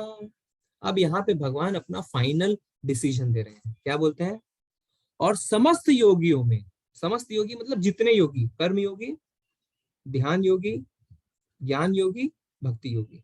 ठीक है, समस्त योगियों में जो योगी अत्यंत श्रद्धा पूर्वक मेरे परायण है, अपने अंतःकरण में मेरे विषय में सोचता है और मेरी दिव्य प्रेमा भक्ति करता है, वह योग में मुझसे परम अंतरंग रूप में युक्त रहता है और सबों में सर्वोच्च है, यही मेरा मत है। This is my final decision. कौन, जो मेरे विषय में सोचता है, जो मेरी दिव्य प्रेमा भक्ति करता है। दिव्य प्रेमा भक्ति कौन करता है, अष्टांग योगी भक्ति प्रेमा भक्ति करता है क्या? अष्टांग, देखिए कितना फर्क है, सूक्ष्म फर्क है। क्या, अष्टांग योगी खुद के लिए काम कर रहा है, आत्मतुष्टि के लिए, कि मुझे, है ना, कि मुझे भगवत प्राप्ति हो। किंतु जो भक्त है वो किस लिए काम करता है, वो भगवान को प्रसन्न करने के लिए काम करता है। आप जब भगवान को भोग बनाना शुरू करेंगे ना, आपके अंदर विचार क्या आएंगे पता है, नहीं इसको मैं नमक ज्यादा नहीं डालती, अच्छा मैं जो खीर का भोग लगा रही हूँ वो गर्म है, थोड़ा थोड़ा ठंडा करके लगाती हूँ, आपके मन में ऐसे विचार आएंगे, आप भगवान को प्रेम करना शुरू करेंगे। तो आप भगवान की प्रसन्नता के लिए काम करें, खुद की प्रसन्नता के लिए नहीं। इसमें ना एक छोटा सा प्रसंग आता है, मेरे पास थोड़ा समय मैं सुनाता हूँ। एक बड़ा ही निर्धन ब्राह्मण था, उसके पास धन नहीं था, पर भगवान से बहुत भक्ति, बहुत प्रेम। तो अब उसको किसी ने कहा कि तुम भगवान को भोग लगाते हो क्या? तो उसके आंखों में आंसू आ गए। उसको कहा मेरे पास तो पैसे ही नहीं है, मैं क्या भोग लगाऊं? तो उसने क्या किया, उसने मन ही मन भगवान को भोग लगाना शुरू किया। तो कभी मन ही मन वो भगवान इस भोग लगाइए, कभी ये भोग लगाइए, कभी वो भोग लगाइए। एक दिन उसको मन हुआ कि मैं भगवान को खीर का भोग लगाता हूँ। ठीक है, तो उसने मन ही मन ध्यान किया कि भगवान मैं आपको खीर का भोग लगा रहा हूँ। अब एकाएक उसके मन में विचार आया कि कहीं खीर गर्म तो नहीं है ज्यादा। तो उसने ना क्या किया, अपनी उंगली बढ़ाई आगे खीर में, और आप यकीन नहीं मानेंगे, उसकी उंगली जल गई। की उंगली जल गई, और ये सत्य कहानी है, आप समझिए। और वहां पे जब राधा रानी भगवान को बोलते कि आपने क्या किया, आपका इतना बड़ा भक्त, उसकी उंगली आपने जला दी। उसने कहा उंगली जला के ही मैं उसको अपने पास लाना चाहता हूँ और उसको भगवत धाम की प्राप्ति। आप देखिए ऐसी होती है भक्ति। मन से उसने भगवान को खीर अर्पण किया, उसने सोचा कहीं खीर गर्म तो नहीं, मैं उंगली डुबो के देखूं, और उसकी उंगली सच में जल गई। ठीक है, तो इसको बोलते हैं प्रेमा भक्ति। तो भगवान कहते हैं कि जो मेरी भक्ति करता है, प्रेमा भक्ति मतलब मेरे से प्रेम करता है, वो सबों में सर्वोच्च है, ही इज द बेस्ट। ठीक है, और यही मेरा मत है, ये मेरा फाइनल डिसीजन। तो यानी हमने क्या सीखा, कर्म योगी, ज्ञान योगी, अष्टांग योगी, भक्त। भक्त सबसे सर्वश्रेष्ठ है, बट आपकी शुरुआत नीचे से हो सकती है। आप धीरे धीरे अपनी इंद्रियों को सेवा में लगाएं, भगवान के बारे में जाने। अष्टांग योग नॉट पॉसिबल, ठीक है, फिर आप भक्त बन जाएंगे। ठीक है, तो ये इस अध्याय का निष्कर्ष था, ये आखिरी श्लोक भी था। ठीक है, योग। ठीक है, अब देखिए हम थोड़ा ये समझते हैं कि जो हमने देखा ना कि जो अलग अलग योग, तो आपके मन में आ सकता है कि तो डायरेक्टली भगवान क्यों नहीं बता देता घुमा फिरा के। तो देखिए जो सबसे पहला था ना, जो अष्टांग योग हमने देखा, वो सत्ययुग में होता था। सतयुग में लोग लाखों लाखों वर्षों तक मेडिटेशन के लिए चले जाते थे। ठीक है, कितनी आयु भी थी ना, मैंने आपको बताया था ना, कितनी आयु होती थी उनकी, 1 लाख साल की। तो हजारों साल तक वो मेडिटेशन में चले जाते थे। फिर आया त्रेता। त्रेता में कौन हुए थे, राम जी। तो वहां पे बहुत क्या लिखा हुआ है, हम वो यज्ञ करते थे, देखिए कितना बड़े बड़े यज्ञ। ठीक है, पर वहां पे मंत्र उच्चारण शुद्ध होना चाहिए, घी शुद्ध होना चाहिए, सामग्री शुद्ध होनी चाहिए। फिर आया द्वापर युग। द्वापर युग में विस्तृत मंदिर पूजा होने लगी, बड़े बड़े मंदिर, बड़ी बड़ी पूजा, है ना। आज भी जो हम देखे ना, भूगोल शास्त्री 5,000 10,000 साल पुराने मंदिरों को जब खोज के निकालते हैं, तो कितने ह्यूज, हम सोच भी नहीं सकते कि बना कैसे। तो ये द्वापर युग में आया। ठीक है, पर कलयुग में क्या होगा? कलयुग में आए भगवान श्री चैतन्य, जो खुद कृष्ण थे, राधा जी के भाव में। देखिए राधा रानी ना भगवान की बहुत बड़ी भक्त है। तो भगवान को लगा कि यार ये मेरे भक्त जो है, ये मुझसे इतना प्रेम क्यों करते हैं, मुझे समझ नहीं आ रहा। क्योंकि भगवान को क्या बांध सकता है, भगवान को सिर्फ भक्त बांध सकते हैं, है ना। जब मैया ने उनको बांधना चाहा उनके उधर को, तो रस्सी क्या 2 उंगल छोटी पड़ जाती थी हमेशा। भगवान ने लीला की थी ना। तो वो प्रेम, भगवान को सिर्फ प्रेम से बांधा जा सकता है। तो भगवान ने अल्टीमेटली जब देखा कि माँ का वात्सल्य इतना है, तो उन्होंने अलाउ किया अपने आप को बांधना। तो वो रस्सी से नहीं बंधे, प्रेम से बंधे। ठीक है, तो भगवान चैतन्य राधा रानी के भाव में आए कि मैं देखूं तो कि एक भक्त का भाव क्या होता है। ठीक है, उन्होंने क्या बताया हमें कि भगवान के पवित्र नाम का जप ही कलयुग में सर्वश्रेष्ठ है, उसके ऊपर कुछ भी नहीं। इतनी सरल विधि, इतना आसान विधि, आप सोच के देखिए, सिर्फ भगवान का नाम जप करना, कुछ भी नहीं करना। ठीक है, शास्त्र संदर्भ यानी शास्त्रों में बताया गया है कि कलयुग में लोगों को केवल परमेश्वर के पवित्र नामों का जाप करना चाहिए, बस। और कुछ नहीं बताया कि नाम का जाप करो। पता है क्यों ऐसा है? क्योंकि भगवान ने क्या किया ना, अपने नाम में अपनी सारी शक्ति दे दी, टोटल। तो जब हम कहते हैं कि भगवान और भगवान का नाम अभिन्न है, मतलब डिफरेंट नहीं है, सेम है, यानी भगवान का नाम इतना पवित्र है। ठीक है, क्या लिखा हुआ है, झगड़ा और पाखंड के इस युग में, हमने बताया था ना कि ये कलयुग है झगड़ा और पाखंड का युग। इस युग में उद्धार का एकमात्र साधन भगवान के पवित्र नाम का जप है, और कोई रास्ता नहीं है। देखिए इसमें क्या बोलते हैं, हरेर नाम हरेर नाम हरेर नाम केवलम, कलो नास्ते व नास्ते व नास्ते व गतिरन्यथा। चैतन्य चरितामृत में क्या क्या है, हरि का नाम, केवल हरि का नाम 3 बार जोड़ देके बोला गया। तो जैसे हम कभी कभी किसी का मजाक करने के लिए क्या बोलते हैं कि tell me the top 3 things, give me 3 solutions, तो क्या होता है ना, हरि का नाम, यानी एक ही सॉल्यूशन और कोई सॉल्यूशन नहीं। फिर क्या है, कल नाचते हुए गतिरन्यता है, और कोई चारा नहीं है, और कोई चारा नहीं है, और कोई चारा नहीं। हमारे शास्त्र ने 3 बार ऐसा जोड़ देके कहा है। ठीक है ना, क्लियर है? तो भगवान का नाम कितना इंपॉर्टेंट आपको समझ में आया? तो क्या है वो जब, हरे कृष्ण कृष्ण कृष्ण हरे हरे, हरे राम राम राम हरे हरे। ठीक है, अब मैं आपसे एक क्वेश्चन पूछता हूँ, इसको हम क्या होते हैं पहले बताता हूँ कि कली कलमश नाशनम, इस मंत्र को बोलते हैं कली कलमश नाशनम। जितने भी कलयुग के कलमश है उनको नाश करता है। ठीक है, अब मैं आपको बताता हूँ किसने ऐसा कहा था, आप बताइएगा कि इन 16 शब्दों के अलावा कोई उपाय नहीं है, मैंने सारे वेद छान मारे। ऐसा किसने कहा था? मैंने आपको पहले बताया था कि मैंने सारे वेद छान मारे पर इन 16 शब्दों के अलावा कोई उपाय नहीं है। किसने ऐसा कहा था?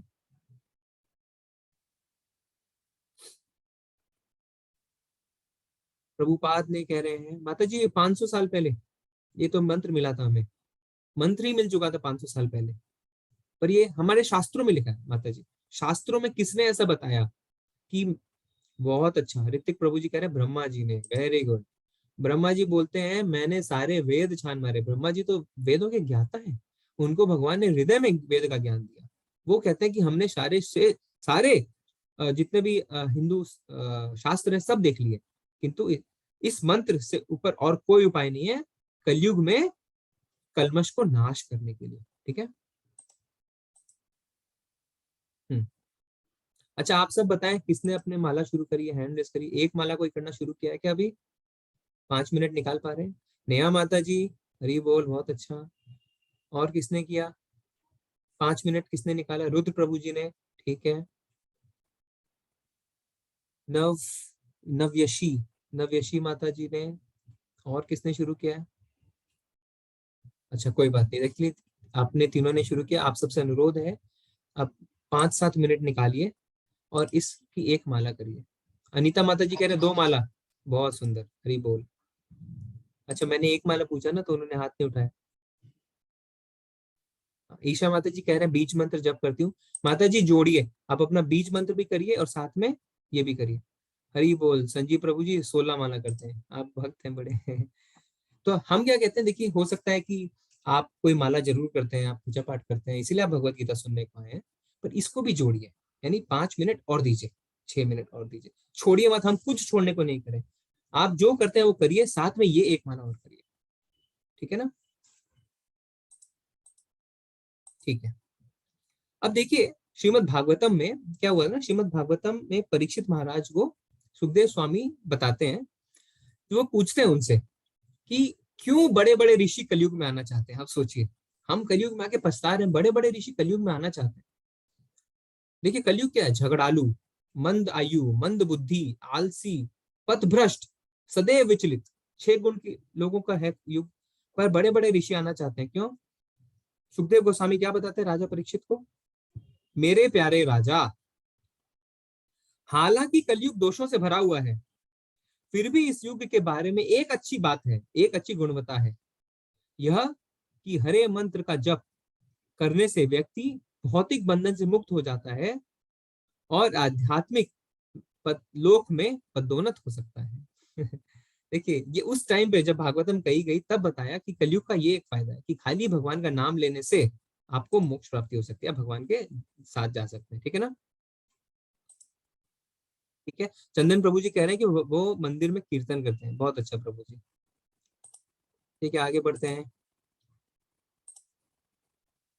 ये भी हमने बताया था आपको कि इतने यज्ञों में भगवान क्या कहते हैं, भगवान कहते हैं ना मैं जल का स्वाद हूँ, और इसीलिए कहते हैं यहाँ पे क्या कि यज्ञ में मैं जप यज्ञ, यानी मेरे नाम का जप करो, मैं वही हूँ। तो मैंने वो एग्जांपल दिया था ना सेल्समैन का, कि अगर हम कुछ खरीदने जाते हैं तो हम सेल्समैन से पूछते हैं आप क्या इस्तेमाल करते हैं, आप बताइए। तो आप अगर भगवान से पूछते हैं कि आपका फेवरेट कौन सा है भगवान, आप वो बताइए, तो भगवान बोलते हैं मेरा फेवरेट है जप यज्ञ, मेरे नाम का जप करो। ठीक है, हरे कृष्ण महामंत्र का जप करने से पहले हमें पंच तत्व का मंत्र कहना चाहिए। आपके व्हाट्सएप ग्रुप में आ गया है पंचतत्व का मंत्र। इसको मैं वापस समझाता हूँ, पहले मंत्र पढ़ता हूँ। जय श्री कृष्ण चैतन्य प्रभु नित्यानंद श्री अद्वैत गदाधर शिवसादि गौर भक्त। तो इसमें जो भगवान के साथ और 4 पार्षद है ना, ये देखिए सबका नाम है और कुछ नहीं है। जय श्री कृष्ण चैतन्य, तो भगवान बीच, चैतन्य बीच में, कृष्ण है। प्रभु नित्यानंद, ये देखिए यहाँ पे प्रभु नित्यानंद है, ठीक है। उनके राइट में जो है ना, वो है प्रभु नित्यानंद। वो कौन है? बलराम जी।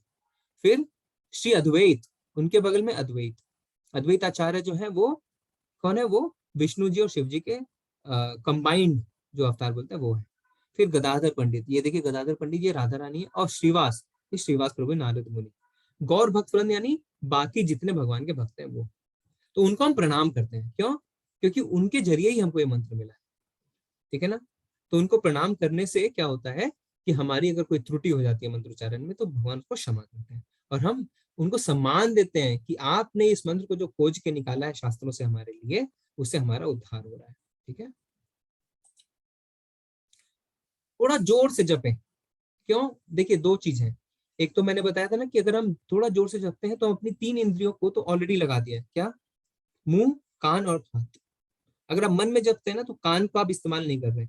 दूसरा क्या है कि दूसरे जीवों को भी सुनाई देता है, तो उनका भी उद्धार हो जाता है। हमारे आचार्य बताते हैं कि अगर चींटी भी उसको सुन रही है ना, तो चींटी का भी उद्धार हो जाएगा। ये मंत्र इतना शक्तिशाली। तो कभी कभी क्या होता है, घर में होता है कोई सदस्य वो नहीं कर रहा है, आप बोल रहे हैं ना, वो सुन रहे हैं, आप देखेंगे धीरे धीरे वो भी शुरू कर देंगे जिज्ञासा। अच्छा क्या है बेटा? अच्छा मैं भी कर सकता हूँ 1 माला, अच्छा मुझे भी दो 1 माला, मैं ट्राई करता हूँ। सुनते सुनते वो भगवान की तरफ आकर्षित हो जाएंगे, ठीक है। और हम इसे अपने जो ध्यान को केंद्रित कर पाएंगे मंत्र में, ठीक है। थोड़ा जोर से करें, थोड़ा जोर से बोलें, एकदम चिल्लाना नहीं है, पर हल्के से बोलें कि आपको कान पे सुनाई दे और दूसरे किसी व्यक्ति को भी सुन पाए। प्रत्येक नाम का अलग अलग उच्चारण करें, ऐसे नहीं हरे कृष्ण कृष्ण कृष्ण हरे हरे राम राम राम हरे हरे हरे, ऐसे नहीं करना। क्योंकि जब आपको अभ्यास हो जाएगा ना, आप ऐसे ही करने लग जाएंगे, हरे कृष्ण कृष्ण कृष्ण हरे राम राम राम हरे हरे कृष्ण। बहुत हमारे भक्त जो ऐसे करते हैं। आपको ऐसे बोले हरे कृष्ण कृष्ण कृष्ण हरे हरे हरे राम राम राम हरे हरे, यानी तेज से कर सकते हैं, पर हर शब्द का उच्चारण ऐसे करें, ठीक है। बहुत बहुत सुंदर। नव्य यशी माता जी कह रहे हैं कि उनका बच्चा भी करने लग गया है, मतलब हरी बोल माता जी। सम्मान, भक्ति और एकाग्रता के साथ, ठीक है। सम्मान बहुत जरूरी है।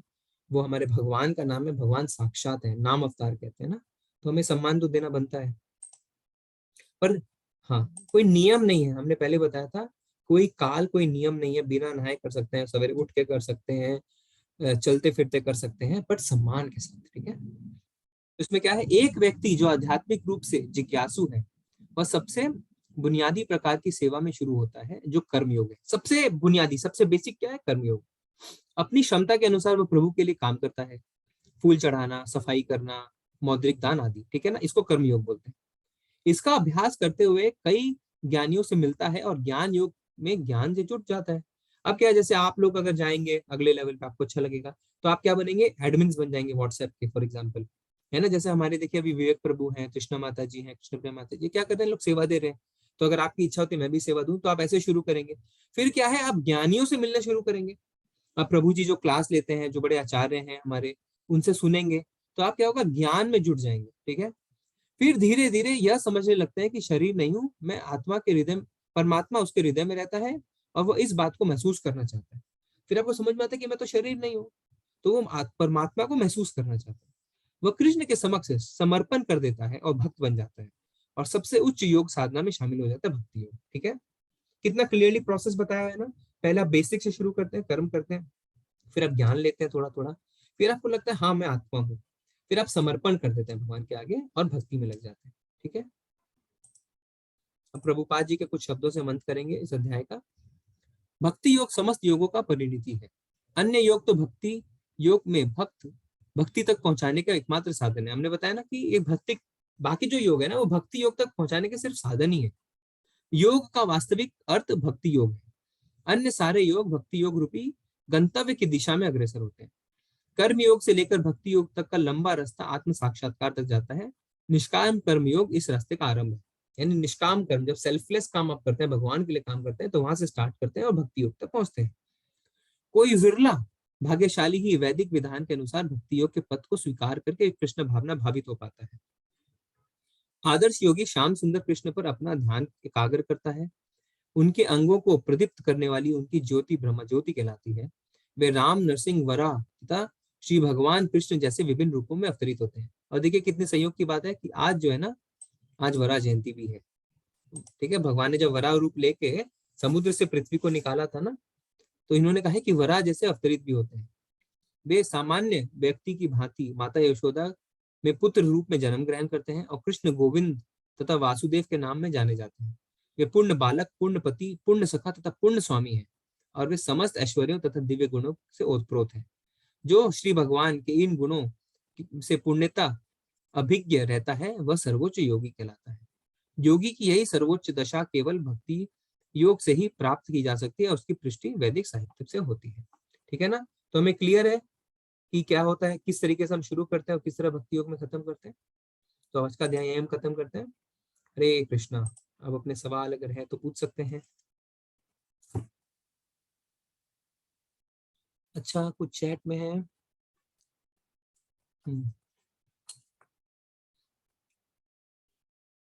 प्रिंस प्रिंस माता जी हैं या प्रभु जी हैं? प्रभु जी होंगे। प्रिंस प्रभु जी पूछिए। प्रिंस ही नहीं है, प्रिंस है ना। हरे कृष्णा। हरे कृष्ण राधे जी। हरे कृष्णा प्रभु जी पूछिए। हरे कृष्ण। सर, आपने कल या परसों वाली क्लास में बताया था जिनको जो 100 कुछ मालाएं करते थे गुरुजी। 192 हरिदास हाँ, ठाकुर। 192। तो उनको आपने बताया था कि वो मुस्लिम थे। तो जब हमारे पहले तो कोई ऐसा कोई धर्म ही नहीं था, सबसे श्रेष्ठ तो अपना ही धर्म था और कोई तो था ही नहीं उस टाइम। ये क्वेश्चन था मेरा, नहीं क्योंकि नहीं, अब हम अभी 500 साल पहले की बात कर रहे हैं प्रभु जी। 500 साल पहले तो मुगलों का राज था ना।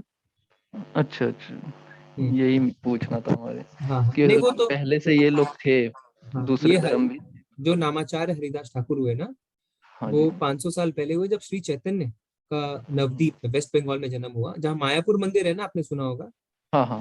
हाँ, वहां पे तो तब हुए थे हरिदास ठाकुर। ठीक है, म्यूट हो गया वो, एक मिनट। अच्छा प्रभु जी, कुछ इसमें है क्या चैट में? जी प्रभु जी, क्वेश्चन है इसमें। बताइए प्रभु। वो श्लोका है ना जिसमें कि कुछ बहुत अच्छी लाइक आत्मा के घर जन्म होता है। तो उस जो हम सन्यासी वाली बात कर रहे थे उसमें ऋतिक प्रभु जी पूछ रहे हैं कि पर सन्यास के लिए तो कृष्ण भगवान ने खुद ही मना कर दिया था ना कि सन्यास लेने की जरूरत नहीं है, अपना कर्म छोड़ के कहीं बाहर जाके भक्ति करने की जरूरत नहीं है, सारे कर्म वगैरह का त्याग कर। हाँ, तो क्वेश्चन क्या है उनका? क्वेश्चन समझ नहीं आया मेरे बस को। बस यही डाउट है कि फिर सन्यासी के घर किस तरीके से जन्म होगा। अच्छा, नहीं नहीं, सन्यासी देखिए, हमें सन्यासी शब्द का अर्थ क्या है। सन्यास जो है ना, वो एक वर्ण आश्रम धर्म क्या होता है मैं समझाता हूँ। वर्ण और आश्रम दो चीजें हैं। तो वर्ण जो होता है उसमें चार होते हैं, क्या? ब्राह्मण, क्षत्रिय, वैश्य और शूद्र। यानी बेस्ड ऑन योर कर्म एंड गुण, आपके कर्म और गुण के हिसाब से आप या ब्राह्मण हैं या क्षत्रिय हैं, ठीक है, या फाइट कर एडमिनिस्ट्रेशन में है, या वैश्य हैं यानी बिजनेसमैन है, या शूद्र हैं। ठीक है, ये हो गया वर्ण। आश्रम होते हैं चार, यानी अगर आप अपने लाइफ को 100 साल पकड़े अगर, तो पहला 25 क्या होता है? ब्रह्मचार्य। ठीक है, आप पढ़ाई करते हैं, गुरुकुल जाते हैं। अगला 25 गृहस्थ, यानी आप फैमिली लाइफ निभाते हैं, अपने कर्तव्य को निभाते हैं। अगला 25 वानप्रस्थ, फिर आप वन में जाते हैं और साधना करते हैं। और अगला 25 संन्यास, यानी आप सब कुछ छोड़ देते हैं। तो यानी गृहस्थ भी तो संन्यास बना ना। तो सन्यासी का मतलब हम ऐसा ना समझे कि जिसने शादी नहीं करी, ठीक है, वो उस बाल ब्रह्मचारी कहते हैं उसको। ठीक है, समझ पाई चीजें प्रभु? ठीक है। और ऋतिक प्रभु जी का ये एक और क्वेश्चन है। प्रभु अगर हर युग में एक बार कृष्ण जी के रूप प्रभु अगर हर युग में एक बार कृष्ण जी के रूप धरती पर आएंगे और वो अगर चैतन्य भगवान के रूप में आ चुके हैं तो वो क्या कल के प्रभु के रूप में फिर से आएंगे? तो इसमें क्या होता है ना प्रभु, दो तरीके के हम इसको अवतार बोलते हैं। एक तो एकदम रिनाउंड जो युग अवतार जिसको बोलते हैं, जैसे कल की जो आपने बताया उसको बोलेंगे युग अवतार, जो कलयुग का एक है। जैसे त्रेता में राम जी, ठीक है, द्वापर में कृष्ण और कलयुग में कल्कि। बट क्या खाली यही 3 अवतार थे? नहीं ना, भगवान बार बार आते हैं। एक होता है, इसको बोल सकते हैं मेजर अवतार, तो ये है। अब चैतन्य महाप्रभु को बहुत सूक्ष्म रूप में, बहुत सीक्रेटली आए थे वो, ठीक है, सबको नहीं पता, पर शास्त्रों में लिखा है कि उनकी माँ का नाम सची माँ और उनके पिताजी का नाम देके लिखा है कि उनके घर में मैं जन्म लूंगा, और उनकी माता का नाम सची माता ही, ठीक है, ऐसे करके। समझ में आया आपको? अब कितने हैं ना, हमने तो देखा है कि खाली कृष्ण और राम ही है क्या? अब जैसे हमने वराह की बात करी, नरसिंह की बात करी, है ना, कितने तरीके से अवतार लिया है, मोहिनी थे, तो बहुत अवतार लिए भगवान ने। पर कुछ होते हैं युग अवतार और कुछ होते हैं युग अवतार को छोड़ के जो अवतार होते हैं जो स्पेशल पर्पस के लिए होते हैं। जैसे चैतन्य महाप्रभु का जो अवतार था वो एक स्पेशल पर्पस के लिए था, ठीक है ना। हम्म, ठीक है प्रभु जी, और सवाल है क्या? हाँ जी, और भी हैं प्रभु जी, बताइए। मैं देख रहा हूँ।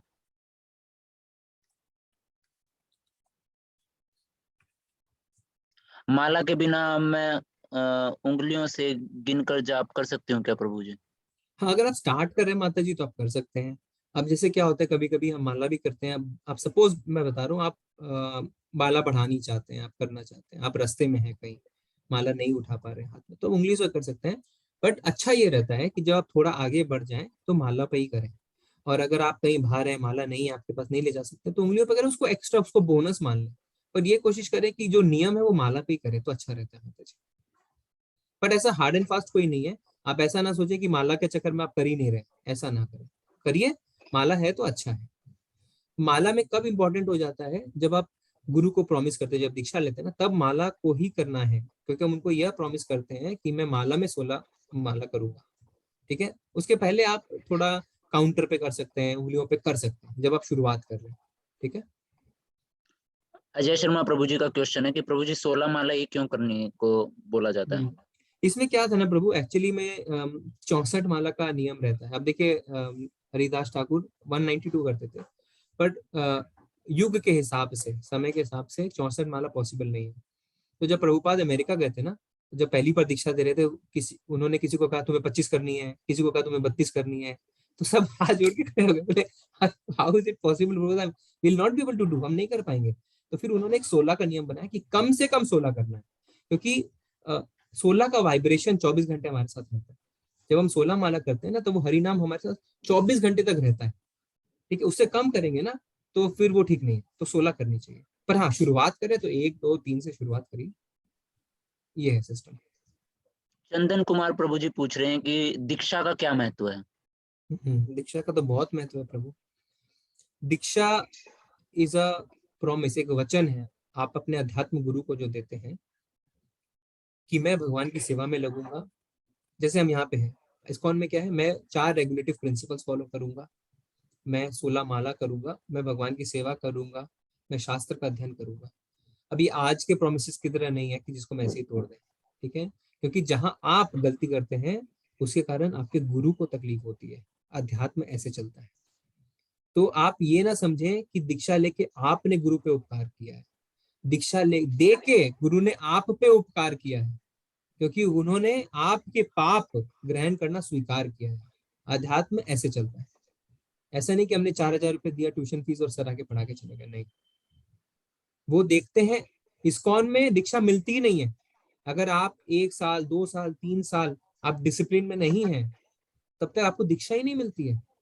आप जब डिमॉन्स्ट्रेट करते हैं, जब दिखाते हैं कि हाँ मैं इस मार्ग पे आगे बढ़ सकता हूँ, मैंने लास्ट 1 साल से 16 माला करी है, मैं प्याज लहसुन नहीं खाता हूँ, मैं चाय कॉफी नहीं पीता हूँ, मैंने मीट और इंटॉक्सिकेशन और गैम्बलिंग और इलिसिट सेक्स सब बंद कर दिया है, तब जाके दीक्षा मिलती है, ठीक है। तो आपको समझ में आ रहा है दीक्षा का महत्व क्या है। और गुरु के बिना तो भगवान प्राप्ति हो ही नहीं सकती, तो दीक्षा तो आपको कभी ना कभी लेनी ही पड़ेगी, पर उसके लिए आप तैयार हो सकते हैं धीरे धीरे, ठीक है प्रभु जी। और अगर बिल्कुल इजी वे में अगर चंदन प्रभु जी अगर आपको समझना है कि लाइक दीक्षा का या गुरु का महत्व क्या है, तो आप इस तरीके से समझ सकते हैं कि एक बहुत बड़ा ओशियन है जिसमें आप वो चप्पू वाली नाव चला के किनारा ढूंढ रहे हैं, तो गुरु वो एक शिप है बहुत बड़ा जो आता है और तुमको रस्सी पकड़ा के और फटाफट से तुमको वो भव सागर से पार उतार देता है। तो वो गुरु गुरु करते हैं वो। बिल्कुल सही प्रभु जी, अच्छा समझाया आपने।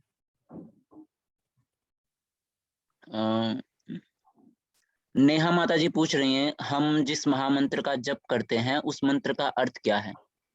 हाँ बहुत अच्छा माता जी। हम क्या बोलते हैं, हरे कृष्ण कृष्ण कृष्ण हरे हरे, हरे राम राम राम हरे। तो हरे जो शब्द है ना, हरे शब्द से हम संबोधित करते हैं राधा रानी को, जो है श्री कृष्ण की लादनी शक्ति, और कृष्ण का अर्थ तो आप जानते हैं। तो इस मंत्र को जब हम बोलते हैं तो हम भगवान से ये कहते हैं कि हे भगवान, हमें आप अपनी सेवा में लगाइए। ठीक है। और हमने क्या बताया था कि राधा रानी के चरणों के आशीर्वाद के बिना भगवान की सेवा में लग ही नहीं सकते। तो इस मंत्र का ये अर्थ है माता जी। ठीक है। कंप्लीट हो गए प्रभु जी क्वेश्चंस। ठीक है, ठीक है प्रभु जी, फिर आज मीटिंग बंद करते हैं। जी प्रभु जी। वैष्णव प्रणाम बंद करते हैं। वाञ्छकल्पतरुभ्यश्च कृपा सिन्धुः एव च पतितनां पावनेभ्यो वैष्णवेभ्यो नमो नमः। अनंत कोटि वैष्णव वृंद की जय। जय शील प्रभुपाद की जय। जय। हम कल से मिलेंगे भक्ति योग के चैप्टर में। हरे कृष्ण। हरे कृष्ण प्रभु।